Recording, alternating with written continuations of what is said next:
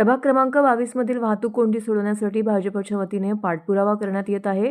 जांभळी नाका ते खारकरआळी मुख्य बाजारपेठ आणि सिडको परिसरामध्ये सुरू असलेल्या अनधिकृत खासगी बस प्रवासी वाहतुकीमुळे तसेच वाढत्या वाहतुकीच्या समस्येमुळे नागरिकांना फार मोठ्या त्रासाला सामोरे जावं लागत आहे.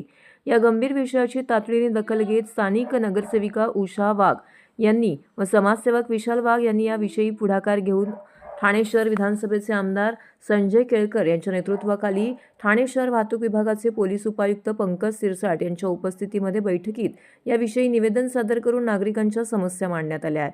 वाहतुकीतील सावळा गोंधळ, सुरक्षिततेचा प्रश्न आणि नियमबाह्य प्रवासी वाहतूक यावरती कठोर कारवाई करण्याची मुख्य मागणी यावेळी भारतीय जनता पक्षाच्या वतीने करण्यात आलेली आहे.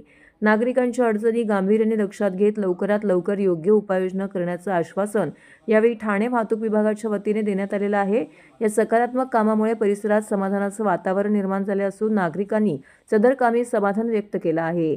सदर विषय सर्वांच्या निदर्शनास आणून दिल्याबद्दल सर्व नागरिकांनी स्थानिक नगरसेविका उषा विशाल वाघ, समाजसेवक विशाल वाघ यांचे आभार देखील व्यक्त केलेले आहेत.